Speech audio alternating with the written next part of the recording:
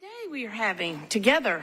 This is great. So I am going to call to order the Nashville MTA Board, and with that I will do a roll call. Jessica Dobbin. Present. Ron Thompson. Present. And Gail Carr-Williams present. So we do have a quorum. Is that correct, Ms. Bill? Thank you. Next on the agenda is the approval of the July 25th, 2024 MTA Board minutes. If I could have a motion for approval. Motion to approve. Second. Any discussion, additions, or deletions to those minutes? Hearing none, I'll call for the vote. All those in favor say aye. Aye. Motion carries. We have minutes approved. Next on our agenda are public comments, and the first one I have is this Tracy Ward or Tony? Pardon? No. Okay, but you filled out one of these. Okay, you're good. Okay, thank you very much. And next, I have Amanda Sawyer Turner. Yes, ma'am. Welcome. Hello, everyone. Hello. Hey, I'm Amanda Sawyer Turner. I'm ATU International Vice President. I had the pleasure of coming here to Nashville to work with the union and negotiating their contract, which I thought was good at first until we get here. So we had hopes of going to get a ratification, but upon doing so, we read in the minutes and we see that the medical expenses are down by $1 million. And what happened in negotiations, they told us that the union members drove the cost up and they charged them an additional $17. We were looking for transparency at the table. They gave us untruthful proposals. I don't know where they got their statistics from, but I was given a chart that was redacted, didn't have names, but they said the union drove the cost up. And then when I look at the minutes, I don't know if they're formal, I see that the medical expenses were down by $1 million. I thought that was a slap in the face. Secondly, I attended the ribbon cutting. I thought it was fantastic. I do applaud you all for using the funding the way you're supposed to and getting transit properties for the passengers and for the drivers to sit on layovers. But what I didn't appreciate was that the union wasn't involved. The union are the ones that represent the employees and help keep the city moving. So I would just recommend that in the future, when you have the ribbon cuttings, contact the union. Have somebody from the face of the union there, you know, when you're in the media and stuff, so that they can partake in these type of things. But again, I'm gonna say we look forward to wrapping up the contract. But after reading what's in here, I don't know how our members are going to vote. $1 million? And then everybody keep riding the backs of the members? That is not right. That is not right. All we was looking for was transparency. That's it. But other than that, I think y'all did a good job, and I just want to speak my piece and let you know where we're at with things. Thank you. Thank you very much. I do not have any other public comment forms. Is there anyone else wishing to make a public comment? Anyone else wishing to make a public comment? Hearing and seeing no requests, that closes the public comment section of our agenda. Thank you very much. So we have some information-only items. Would any of our board members like to have any of those items pulled to have a conversation about?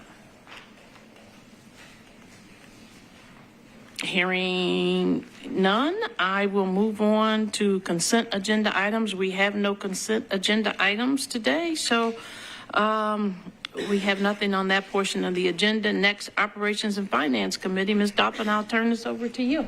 Thank you, Madam Chair. It's so nice to be back in the game, Coach.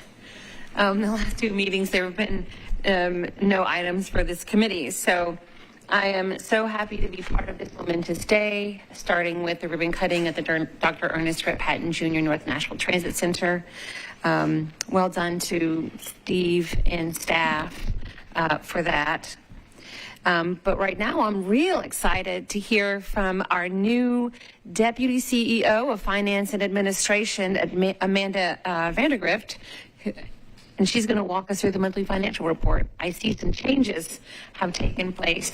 There's some colorful charts, and it piqued my interest and gave me questions. So let's hear it. Awesome. Thank you, Jessica. And good afternoon, everyone. Good afternoon and welcome. Thank you.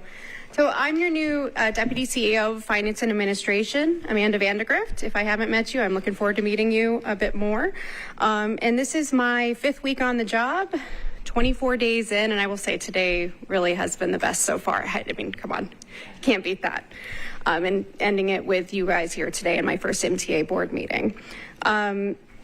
So I come from Nashville, previously serving most of my career on the private side, and bring a lot of experience working with many of your peers, advancing transit, navigating financial issues, peers in San Antonio, in California, in New York, in Charlotte, in Atlanta. And I'm hoping to bring a lot of that to you guys and to help build upon what has been just a phenomenal foundation of great work here in Nashville, which I've actually had a chance to be a part of as a consultant with the Choose How You Move program, where I worked with a lot of your great staff to develop the financial plan for that program. So I started a few weeks ago, and it was really perfect timing to take a look at your 2024 budget, which we had just closed the books on 2024, and go line item by line item and look at what was different from what was budgeted to what we ended our preliminary numbers with. So that was the first item I dug into, and the first thing I wanted to do, Jessica, was develop some colorful charts for us to help us maybe provide that ability to have a more collaborative discussion on some of the financial trends we might be seeing month to month and year to year, and hopefully be able to adjust to those as we're seeing them. And so hopefully this is a good starting point. I will say it's a starting point, and I'd like to update it and make changes as I hear comments from you guys and from our staff to make this the most collaborative as possible. So another thing you'll see that's a little different from our typical income statement, which is in the back still, is we wrapped up those traditional line items into several different business categories. So it might be a little different than what you're used to looking at, but it's hopefully helpful for us to wrap it all up into something we can talk more about in terms of trends. I'll talk about those in a moment. At a high level, we ended the year with a slight positive net ending balance, which is good news. And with revenues coming in slightly lower than what we budgeted and expenses coming in slightly lower than what we budgeted. So a few of the key differences I'll step through here. Passenger revenues, I think this board has heard many times that with the successful launch of the Quick Ticket program, you also had a fare capping policy in there, which nationally is a really great tool to address equity, but it does have a negative impact on fare revenue. So we are seeing that now in the numbers when you look at budgeted compared to actuals. On the other side, we had operating revenues much higher than what we had anticipated, almost 5% more, and that's primarily because of the growth we're seeing at the Elizabeth Duff Transit Center parking revenues. And the rest of the items that I'll mention are all operating cost differences. And a lot of those are driven by global issues that we're dealing with and most other industries are also dealing with in terms of labor shortages. So with labor shortages and our inability to fill positions, we are seeing that impact several different line items: fixture out bus operations, paratransit operations, asset maintenance. So you'll hear me say it a couple of times. It's all driven by the same global issue, and it has different impacts depending on the line item. So for fixture out bus operations, we had many openings still not filled in 2024. With those openings not filled, we budgeted for a total of 859 employees in total for MTA, but we only had at the beginning of June 789 employees. And with that, we had to have more overtime than we had budgeted. So you'll see that play out in several of the different line items. Paratransit, same issue that we were dealing with. In Paratransit's case, we were able to utilize our third-party paratransit providers more than we had budgeted. And it'll be really important going forward on the paratransit line item to make sure that we're expanding that pool so we can leverage that third-party option as the global labor shortage continues to continue into the future. Asset maintenance, it was kind of an interesting nuance with asset maintenance because it actually went down slightly, and that's primarily because that line item has very specific skilled labor that it's very difficult for us to fill. And we're going to be looking at that line item. Specifically, it includes fuel right now and fuel hedging. We had a very advantageous fuel hedging contract thanks to the wonderful Ed Oliphant for that, where that line item was actually a bit lower because of the fuel in that line item. Employer benefits was slightly lower, and that is primarily, again, due to labor shortages. So if we have less than 859 budgeted employees, we have less employee benefits than we had budgeted in the actuals. Safety and security is a very important line item moving forward. You'll see that we exceeded our budget level by about 5%, with a lot of that going to training new operators to fill those open positions. And as a reminder, this board approved recently a 30% increase in that line item in the 25 budget, beyond what we had in the 24 budget. And finally, the administration category, that we're going to be modifying already. Got some feedback on that, where we're going to be splicing out some of the things that are currently in administration into safety and security because they're more aligned with safety and security. But we saw an increase there because primarily due to one major accident in 2023 due to the auto liability expenses. So that's the change we're already making to these reports, and I'm looking forward to getting some feedback from you guys today if you have any.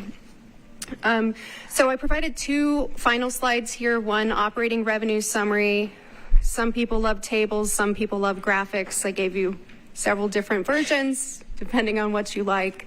So on the revenue side, some interesting things that I think this board obviously knows. 62% of your operating revenue comes from local funding. That's pretty common nationally.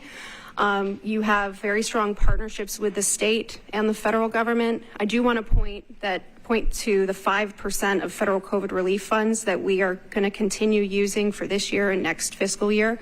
After that, those we expect to be fully expended. Something we'll be keeping an eye on in the next 2 fiscal years. Another piece I wanted to mention as a key metric used nationally for the health of an agency is your fare box recovery. You are almost at pre-COVID levels, which is really a strong indicator of what WeGo's been doing at 8%. And so those are the key trends on the operating side.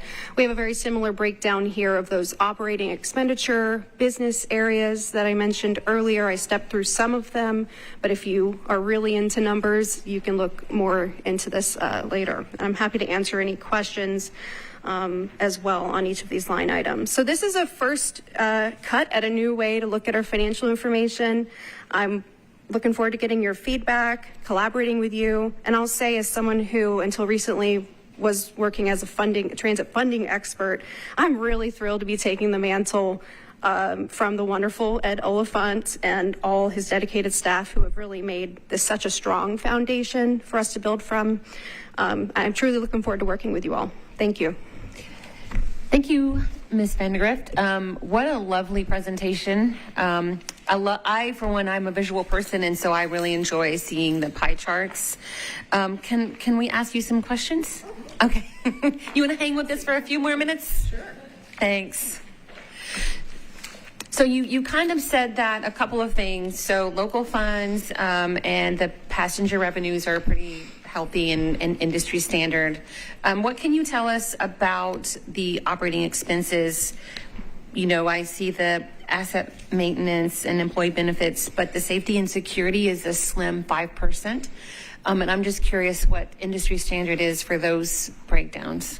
That is a really good question that I wouldn't have off the top of my head here, but I can look at peers and see, how we fare compared to peers in safety and security. Steve, did you have a follow-up on that? No. Okay, great. I would appreciate that very much. Thank you. So this is a board discussion item. We are not voting on anything. So does the committee have any questions for Ms. Vandergrift? I like the way that you've arranged it, and I'm going to promise to digest it some more and give you some feedback. But I do I'm a little bit like Jessica. I'm pretty visual too, so. Awesome. And it might look a little different next time because I'm going to keep refining it as Okay. well. So awesome. That's Thank you. fine. We'll keep giving you feedback. We'll hone it. Aron? I don't have any direct questions, but I do appreciate the thoroughness in which you provided us and showed us at least the breakdowns based on the bucket. So I appreciate that a lot. And to Gail's point, I'm going to digest it a little bit more too. So I'll have better questions for you next time. But Perfect. I think what Jessica asked, I think is very valid in understanding where we are across the board and industry standard. I think is pretty good to get a better understanding, especially moving into next season and what we'll have. Yeah. Thank you. Yes, thank you, Aron. I think that's a great point. Like, this is a wrap up of the most recent fiscal year. So from now on, we'll be looking at kind of actuals year to dates as we move along through the year. So this is what an exciting change. Thank you. Thank you. Okay, up next, we have another really great presentation. It's our quarterly performance report. Ms. Freudberg could not be here with us today, but the Scheduling Service Planning Supervisor, Ms. Chelsea Arvin, is here to walk us through it and review our quarterly performance report. All right, take us through it.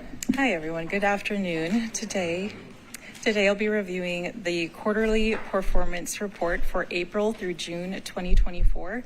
Once again, this was our highest ridership quarter that we've seen since the start of the pandemic.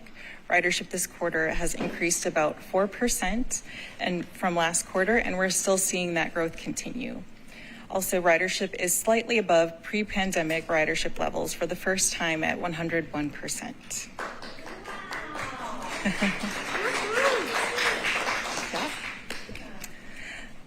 Before we dive into the bountiful data this quarter, I'd like to share a brief history of how far we've come and what steps we're taking to materialize our mission to connect Nashville. About 5 years ago, we started our Better Bus plan to build robust frequency and extend span. At this time, we recognized the need to provide connections beyond downtown and created a plan to move away from the hub and spoke transit model and move towards carefully calibrating multiple transit centers to provide quality connections to different areas of the city.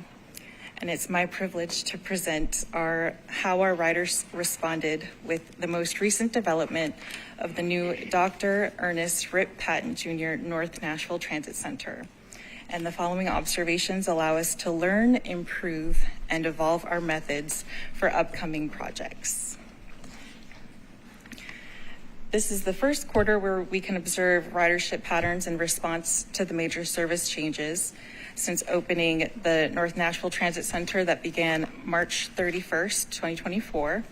On the 8 routes that had major changes this spring, we saw a ridership increase of about 36% compared to last year. And this indicates a positive initial response to the changes overall.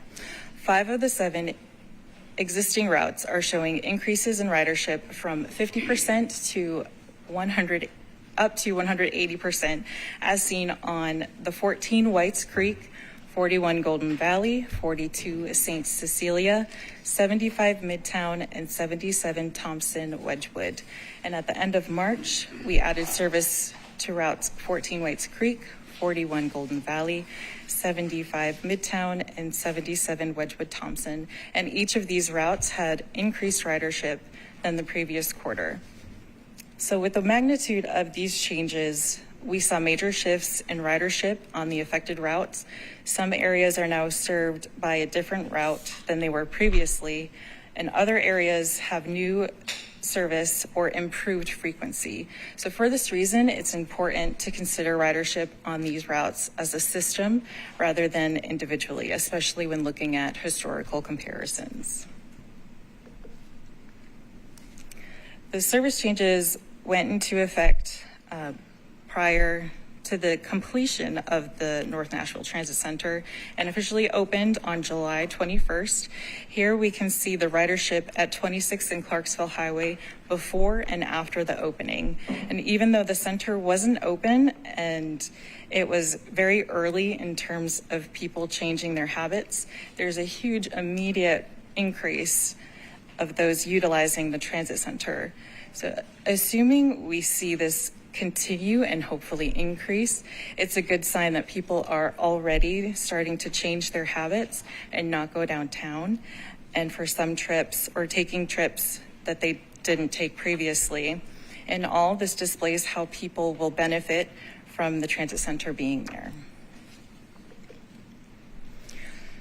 I want to call your attention to Route 22 Bordeaux. Here you can see the side-by-side comparison of what the route did previously and the routing change as it runs currently. And as you can see, we truncated Route 22 while maintaining service in the area through 14 Whites Creek and 71 Trinity. By terminating the 22 at the transit center, it allowed us to provide high quality frequency with the goal for this route to serve the primary connection from Central to the North Nashville area. You may notice a slight 2% decrease in ridership for Route 22 and an 84% increase for Route 14 Whites Creek. And this illustrates how ridership was allocated to adjacent routes. Since the 22 Bordeaux frequency improvements, we are seeing increased ridership on weekdays and Saturdays in the evening and throughout the day on Sunday. While we did see immediate changes of how customers are using the system, we also expect to see usage patterns and ridership evolve for the next couple years. Another illustration of where we've seen successful increased ridership and a decreased shift in another route is with Route 9 Metro Center and 42 St. Cecilia. Here we see the previous quarter's cumulative ridership overlaid with the current routing change that went into effect March 31st. The heat map is scaled at 15 units and shows where the ridership was in the previous quarter. Route 9 had a marginal ridership change where the Route 42 St. Cecilia increased by over 50%. And this is after reducing the route's southern portion and undergoing frequency improvements.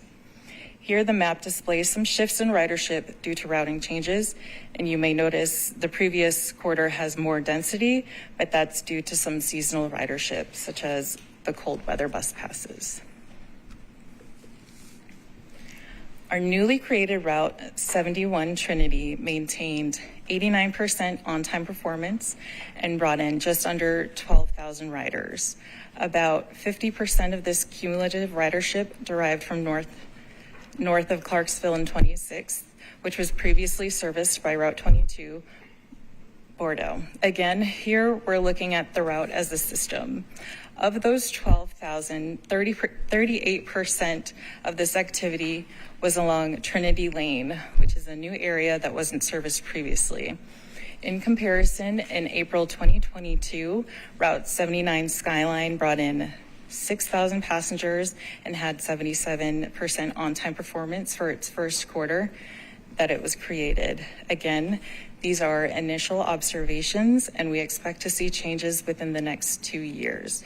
Within these first 2 years, we'll be able to solidify ridership patterns and have a better understanding of shifts to demographics in the area and a better idea of origin destination usage.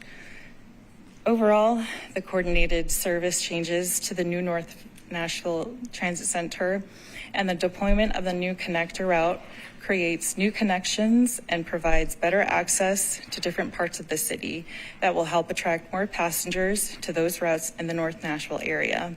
Furthermore, it displays our success to maintain and improve access for people using WeGo Transit services. And at this time, I welcome any of your questions. Thank you so much, Ms. Arvin. What a great report. Any questions or comments for Chelsea? Yes. Well, first, thank you for the report. I appreciate you. I know you're filling in, so you did a good job. Thank you. My first question to you had to do with the 71. I know you tracked the ridership. Was there a time of day where that ridership was higher versus others? That's a great question. It's fine if you don't have it. I just was more curious. I don't have it at this time, but I can definitely follow up. And then on the modification to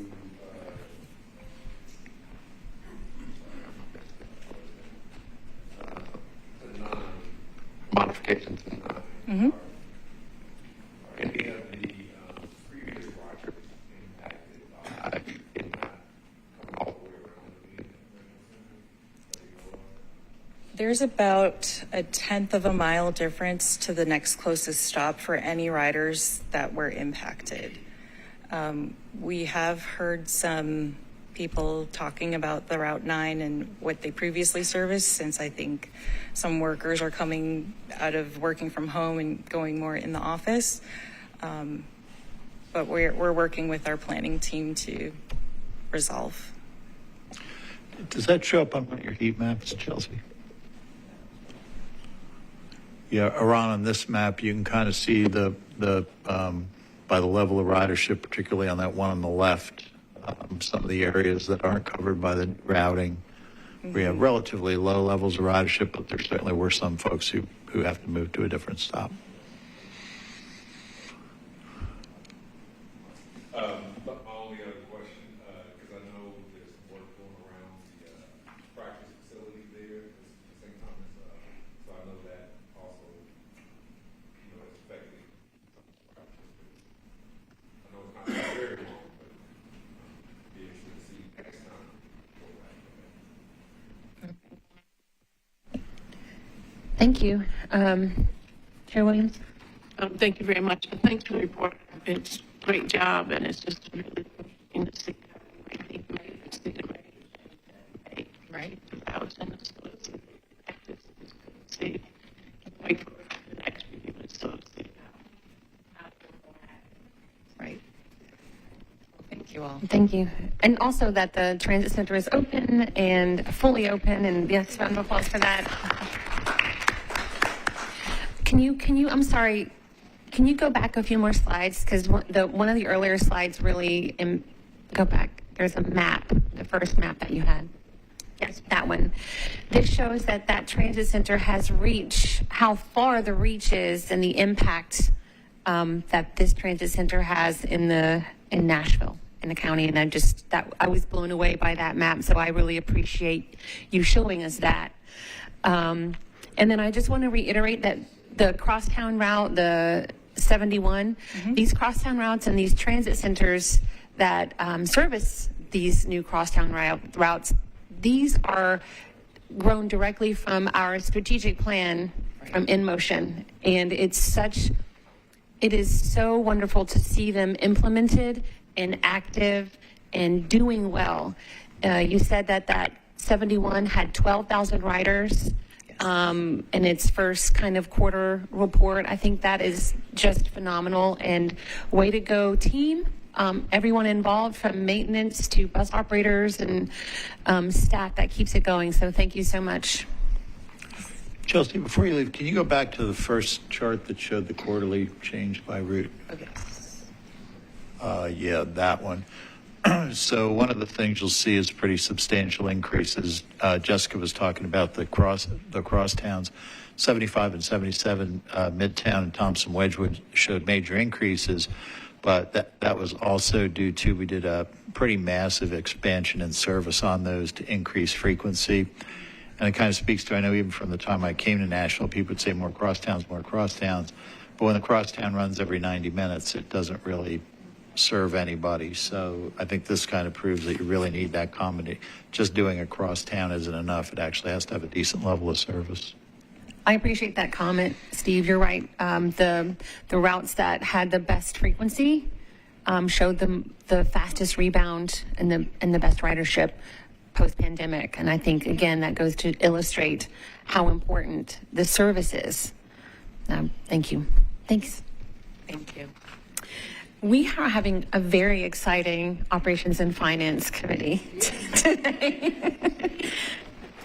Sometimes when you have to sit for a couple of weeks, it makes it more robust when you come back. It does. And we're going to go, our last presentation is by Carl Rokos, Director of Maintenance, and he's going to talk to us about vehicle maintenance audit for 2023. Take it away, Carl. Madam Chair, members of the board, good seeing you. A significant tool we use to measure our progress in maintenance is annual fleet maintenance audit. That's done every year, and I believe this is the 9th one that we've done. Transit Resource Center is the ones that come in and do the audit, and they conduct the audit of about 10% of the fleet. 24 vehicles total are inspected like they're brand new, and the results of the audit are presented to us so we can make decisions to where we need to focus our attentions. What's conducted? Physical inspections, fluid analysis. They review the records of what's done in maintenance for the year. And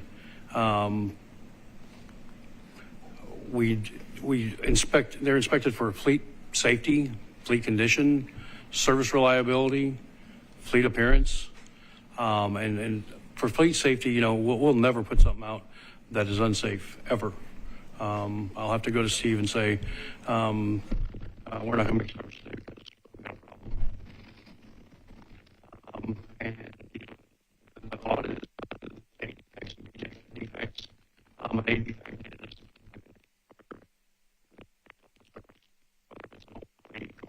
a bad wiper blade, something of that nature.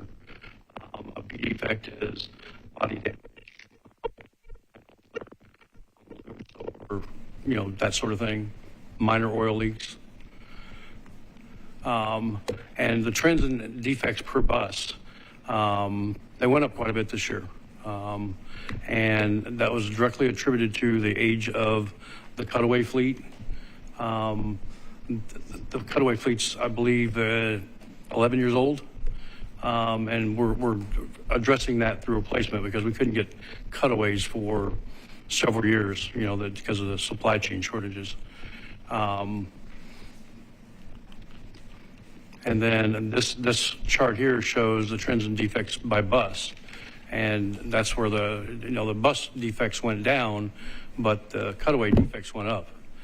And that's directly, again, attributed to the age of the fleet. This is the third audit where A defects were under 1, just barely under 1, but we want to keep it under 1. Well, we'd like to keep it at 0, but that's a hard task to do. Service reliability history, that's the percent of total trips lost for fleet issues, and it takes the number of total trips missed from the schedule due to a result of fleet issues. For instance, the measure of 0.1 would be 1 trip out of 1,000 scheduled that was lost due to fleet issues. And, you know, in looking at this, we seen a spike, and that was we were waiting for new buses to be delivered, and you know, we have reliability.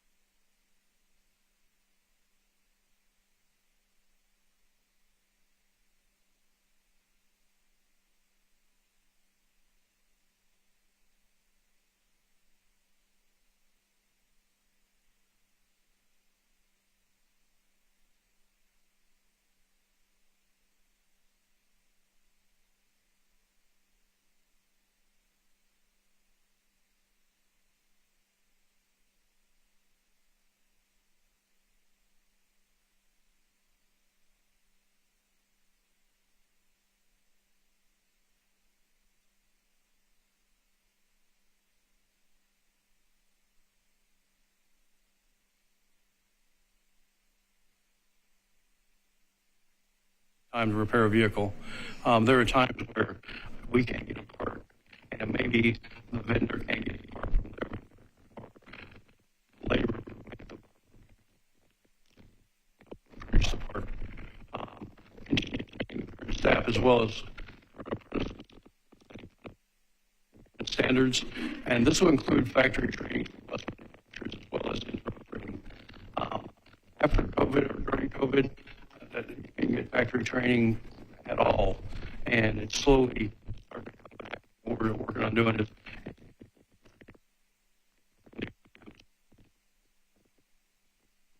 tips, tricks, and that sort of thing.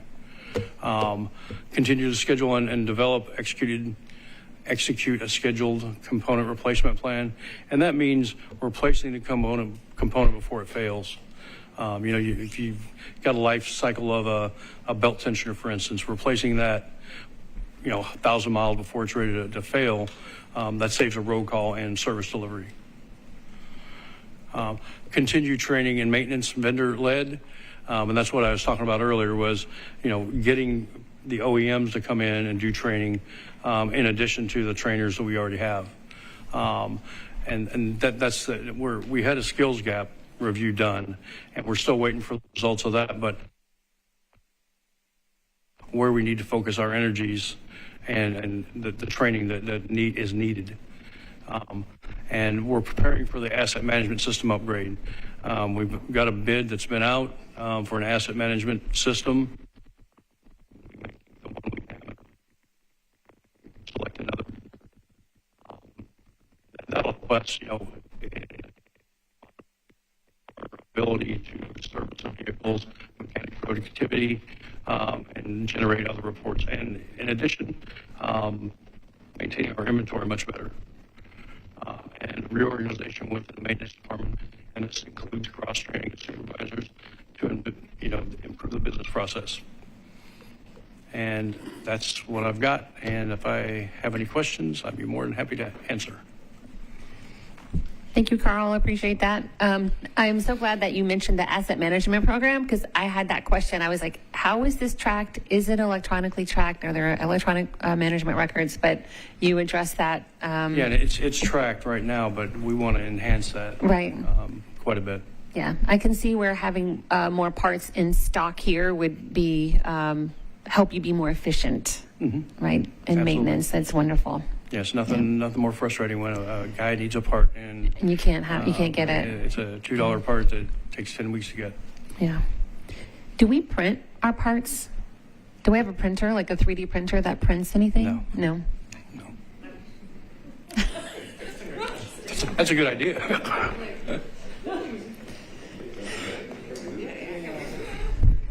Just curious. So any other questions from the committee? Yeah. Thank you, Carl, for your report. I appreciate it. Question for you. How's the weather affecting the vehicles? When it's as hot as it is right now, air conditioners are really taxed. And, if a bus is, say it's 100 degrees outside, you're doing really good and a AC system's working really well if you can get it down to about 80 degrees in the bus, and it's uncomfortable, but that's about all you can get. But yeah, it really is, even in cold weather, it's the opposite end of it. How apropos. You'll get more information on this. The issues we're going to have to get closely with looking at alternate propulsion systems, whether that's electric battery, electric hydrogen. There's a lot that's changing demand profiles. It drives your power demand. We're seeing what the commission.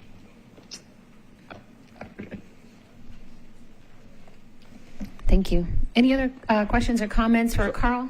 Sorry, just to follow up on that one then. As the other part too is not just the AC, but the tires, I'm assuming, with asphalt and everything. Everything. Okay. Everything. All right. Good to know. It is taxed, especially with a duty cycle or transit bus. It's block to block to block to block, and it's hard on the brakes, hard on the tires, hard on the body when you go over a curb and take a panel. Great question. Just one question. I noticed in your report you talked about the increase in your staff.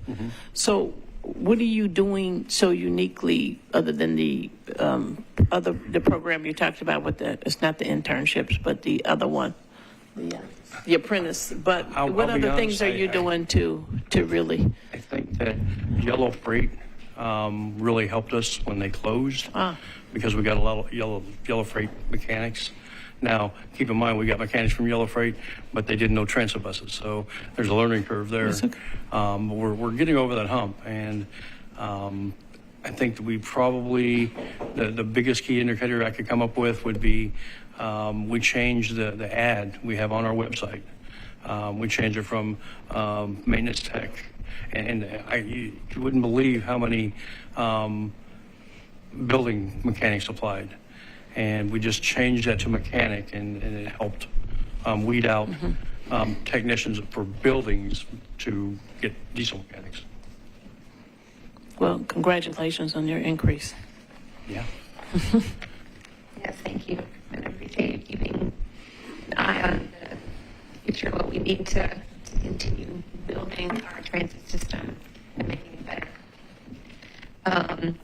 That was also a discussion item, so there was nothing to vote on. We just had a lot of extra stuff to talk about. Love that. Thank you so much for all of our presenters and keeping us up to date on WEGO, what's going on.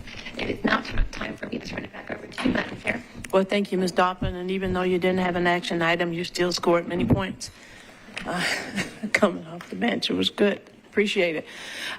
Well done. Now, exciting things going on. So thanks for your report. And we do not have anything for new initiatives and community engagement committee today. So, Mr. Bland, I will turn it over to you for your report. Thank you, Madam Chair. And I know we've put you all through a lot of work today, so I'll keep the report very short. You all had the chance to hear from Amanda during her report on the finances. She was one of three, at least three, maybe more that I don't even know about, key staff additions over this past month or two. Also, I want to introduce Debbie Frank, who I think many of you know, who's our new Deputy CEO for Growth and Development. I think it's a pretty sure bet you'll be hearing from her in future meetings on a variety of projects. Debbie comes to us from the transit agency in Atlanta, where she ran their joint development program. But I think she knows more people in Nashville than I do, because she's a longtime Nashvilleian, previously worked in real estate development, worked for Metropolitan.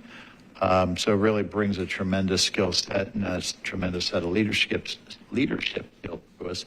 And also, I think I saw him earlier, is our new Director of Human Resources, Mark Fleming. Mark, are you back there somewhere?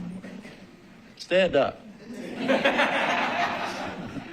Mark comes to us with a tremendous amount of experience in the HR background to back up folks like Kim and Vince in that realm. So a lot of activity, brings a really great attitude and a lot of experience. You know, the key to success in HR is just, a cool, steady exterior when all the things are flying around in front of you. So we're delighted to continue building out the team. You saw Chelsea, who did a wonderful job on the report, but the big news out of service development this month is Katie and Dan did have their baby last week. Everybody's healthy and doing extremely well. And Hannah Schaefer and her husband also had their baby. So that whole corner of the second floor of Nestor is just one giant nursery at this moment. And so, Aran, as you're asking very detailed questions about route performance and service performance, let's cut Chelsea a break and give her a little time to get some staff back in the building. But we're tremendously delighted that everybody's doing well. And speaking of that group, along with operations and our street supervisor folks, working very closely with the city, particularly NDOT and MNPD and the Tennessee Titans on altering our event day service to Nissan Stadium. We are finally getting dedicated lanes adjacent to the stadium. So we're trying to pivot the conversation. It used to be, if there's a big event at the stadium, do whatever you can to avoid transit because we're not going anywhere near it. to really try to put a focus on that. And we've had, it's been a great learning experience so far, some of the summer concerts and the preseason games. We're looking to make further enhancements, and now we're back and forth with the Titans on a variety of conversations about various promotional efforts and ways to enhance that effort even further. Because if you've been over there lately, they don't have anywhere near as much parking as they used to have. So that's something that we're mutually interested in gaining. Last month, you approved the period of exclusive negotiations with Holiday Ventures for the Artist Loft project. We've had some initial meetings with Holiday Ventures. I thought it was ironic. Debbie came in from doing joint development, transit-oriented development in Atlanta, which has a cajillion projects going on. And we sort of dumped her in the middle of probably more projects than you were working on in Atlanta. And Artist Loft is one of them, and very exciting project. In fact, Evan and his team were at the ribbon cutting earlier today, and are genuinely excited about the opportunity. And we continue to move forward on the RTA side, the Donaldson Station project. So we're hoping to move toward a joint development agreement on that project in the next few months. I alluded to it earlier during Carl's report. I know that Monica's been polling you for interest and availability for a zero-emission fleet transition workshop. Andy and a lot of our staff have been working with Stantec on putting together information for that workshop, where we'll also invite some outside stakeholders involved in that realm, folks like NES and TVA, Mayor's Office, what have you, to participate that, learn what the implications are. I always sort of drop in there. It sounds great. Then we have stuff like Iran asking, what happens on a hot day? Oh, yeah, there are implications when it's a hot day. And if it's a really hot day and NES says we need you all to curtail your power consumption, then that's a whole another wrinkle that we have to look at. We did kick off Felix's group with NDOT, Metro Planning, and other partners, the multimodal mobility master plan. And I'm told from that meeting, I'm told from one of that meeting, they put up the schedule for the project. Task one is come up with a better name. So we'll do that. And I think, Madam Chair, if there aren't any questions, that concludes my report for the month. Thank you, Mr. Bland. Does anybody have any questions for Steve? Well, I have a very short report, and first of all, I want to welcome Amanda and Debbie and Mark. And if there's anybody else new here that we don't know about, or raise your hand, and we'll welcome you too. So it's just important, I mean, that we stand strong in the community of knowing each other. We're just excited that you're all here, and there is plenty for you to do. So we are excited about the future. We got to really be a part of the future of WeGo this morning at the Dr. Ernest Rip Patton North Nashville Transit Center. And I think we should all get used to saying the whole name, because it has so much significance to our city and so much significance to the growth of WeGo. So I think it's really important. And plus, I don't remember initials, that too, and I don't remember bus route numbers, only names. But that's my own personal journey. But I do think that it was a wonderful day, and it was great to see so many from the city come out. The community was strong in 100-degree weather. So that says a lot, I think, to me about the work that we're doing. And of course, to have leaders from the FTA, leaders from the state, leaders from the city to embrace this work that we're doing, it too says a lot about the work that we have been doing and the work that we're going to be doing, and the confidence that people have in us to do the work and to do it well. So I thought this morning was incredible. It was amazing, and it felt like Nashville. It felt like community, and it felt like growth. So I appreciate the work that all of you have done to get us to this space. None of it was done alone. None of it was done singularly. No single vision, but a total vision. And everybody worked, and I watched so many people grow professionally during this process. So that has been just really an incredible treat as a board chair to sort of watch. I've even watched our board members sort of grow up and come on the side of the table next to me, and glad to have you on the sides for a reach out. But all that being said, I think it was a great day for WeGo, and our future is bright. and grateful for all of you for that. Lots going on. So, but I, at this point, am going to conclude my report unless someone has a question for me. Hearing no questions from me, and we have other business that I did not forget this month. So, Ms. Bim, I will turn it over to you as our board secretary for our other business. Thank you. Well, it was a great morning. I want to just say to you, Madam Chair, and to you, Steve, your remarks were great, really set us off, and we're so fortunate to have the mayor, who is a past MTA board member, who really understands all the work that everybody does, and is really taking the lead on a huge thing that's going to affect our community and our agency. So you all did a great job. So Well, I just you. want to thank you both. But it's also important to note that our state senator, Jeff Yarbrough, was there as well, and he too was a former board member here at MTA. So we raise people to do remarkable things, I suppose.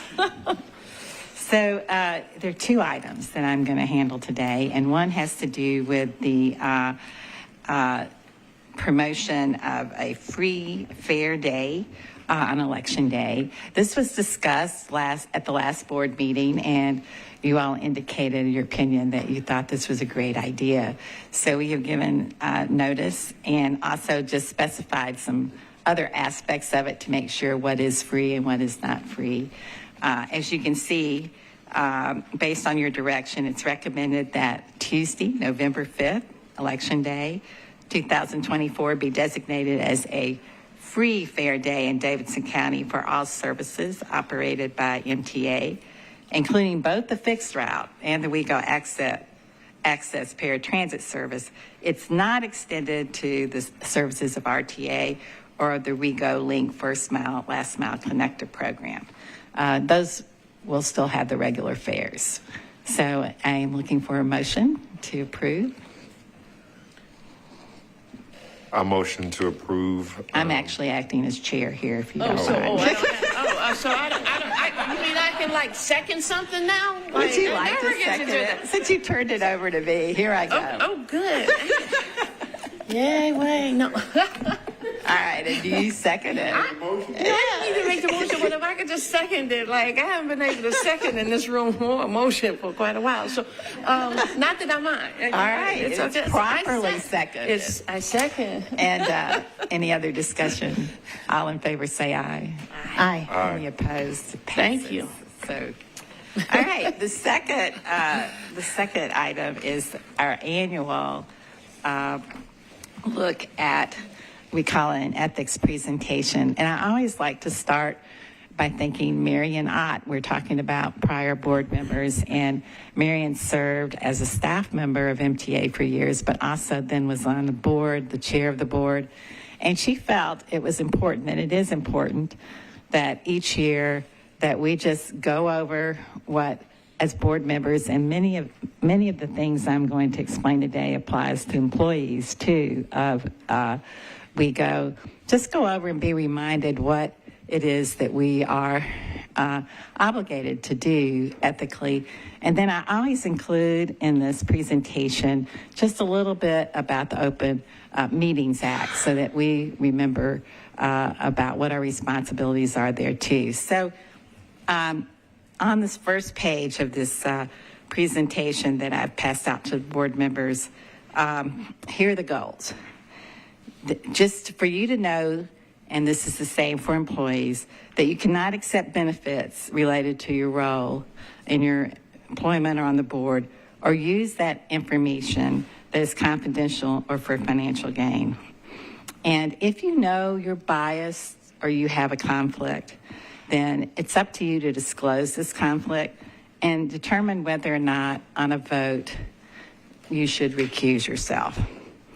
And if you do that, remember to articulate the reasons, because the other board members need to know, not just, well, I need to recuse myself, but you need to disclose what it is that is the conflict. And we're going to go over just really briefly, or I'm going to show you where you can see how do you file an ethics complaint, or ask for an ethics opinion if you want one. And we're going to go over the Open Meetings Act provisions that prohibits deliberation outside board meetings. And the Public Records Act makes almost all your emails open to the public, so I want you to make sure you know that. And understand the best practices for making informed decisions, which you all do every month. So in 2007, the General Assembly required that each agency have an ethics policy. And the ethics policy that is in the board packet is the policy that was adopted by MTA, and it was the model policy that the state said that you could use if you wanted to have a policy. So we retrofit it to MTA. So your ethics policy is the model state policy. Now, again, you cannot accept benefits related to your role on the board or for the use of your information.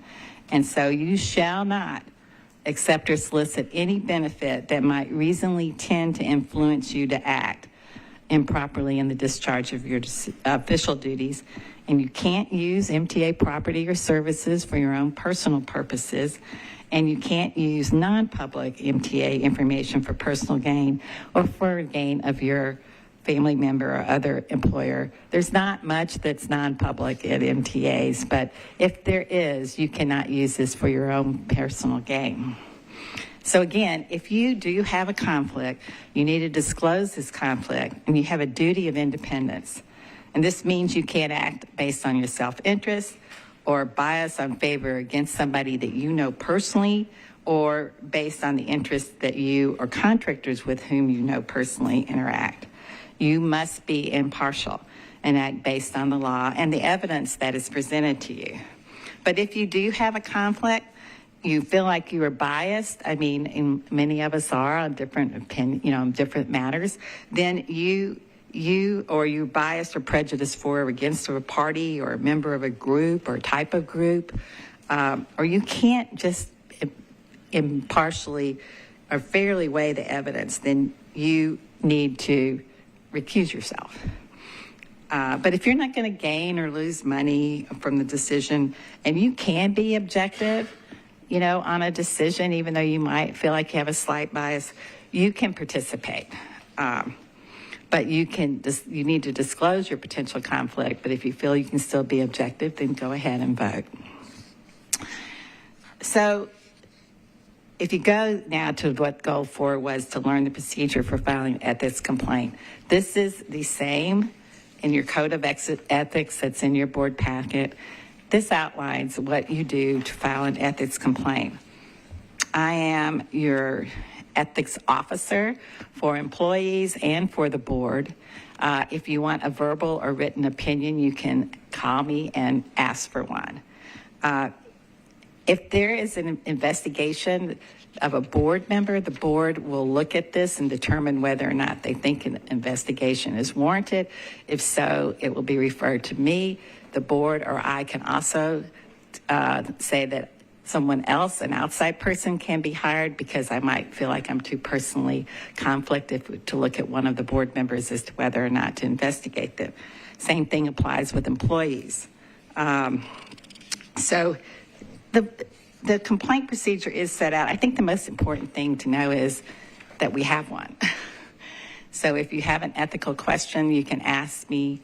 And if you are concerned about a conflict of interest or an other ethical matter, then you can file a complaint, and it will be handled and looked at. All right, let's talk about the Open Meetings Act. So the Open Meetings Act prohibits deliberation outside board meetings, and the Public Records Act makes almost all your emails open to the public involving MTA business. So that means your private emails. So it's important to know that that is the case. And I often get the question, what does deliberate mean? Because you are required to notice to the public if you are going to make a decision or deliberate towards a decision. So here at MTA, Our board packets go out on Friday afternoon for a Thursday meeting. All you have to do is you have to give adequate notice, and that is adequate notice. We here at MTA give definitely adequate notice. I mean, sometimes there's a question about 1 or 2 days or 3 days, but MTA does a great job of giving notice of what's going to happen. And really, and I'm getting ahead of the presentation, but MTA does a great job of best board practices because these are extensive board packets. There is so much information for the public here about what it is you're going to vote for. The public knows what is information only. The public knows what is an action item. So MTA does a really good job of notifying the public about what is going to be deliberated and decided by you. So what I think is sometimes the biggest problem is what happens when two of you talk? You know, what is that? Are you deliberating toward a decision? And the courts have said this is how they define deliberate, to examine and consult in order to form an opinion. So it's not just mere passing along information. That is not deliberate. But if you are examining and consulting to try to form an opinion about what you're going to do, you are deliberating, all right? So unless it extends to some kind of substantive consultation with attempt to develop a consensus with someone, you know, or just where you're coming from, then, you know, sharing information is not a problem. And of course, you know, I guess that could be a subject to the degree of people. So that's one reason why it's really important to know the distinction. And so if you're doing an on-site inspection, that, you know, you don't have to notice that we're about to go somewhere to inspect some piece of property or go somewhere as a board. That doesn't have to be noticed because that's just a provision of information. You're not making a decision there. And chance meeting and informal meetings, that's not a problem. And then sometimes we can have attorney-client meetings as a board, but if that is some kind of threatened or pending litigation, that we can meet in a closed meeting as a board without it being noticed. But if you're going to actually make a decision, you have to do that in public, okay? So I'm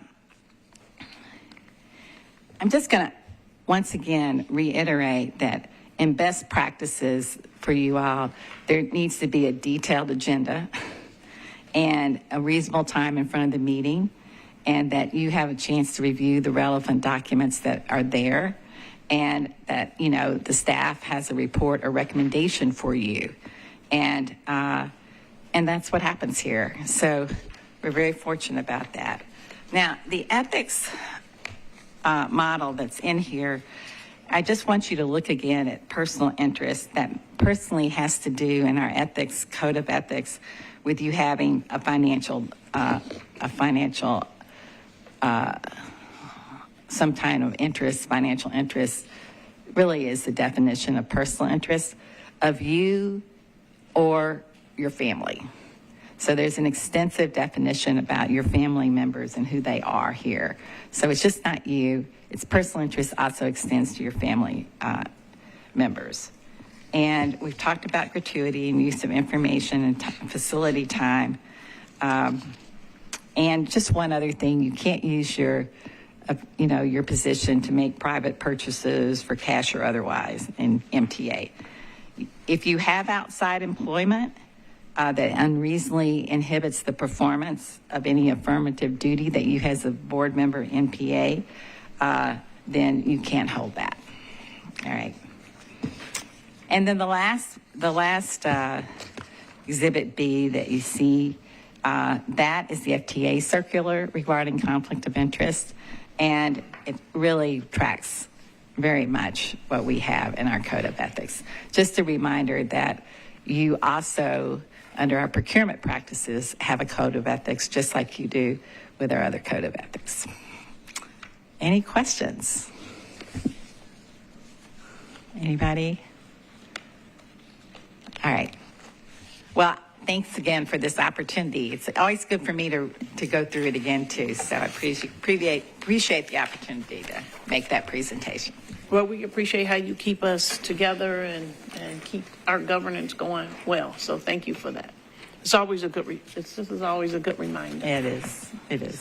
Thank you. So thank you. I double check. I don't think I have anything else. Anybody else have any other business, any new business, anything? Hearing none, then at this time I will call for an adjournment. We are adjourned. Thanks, everybody.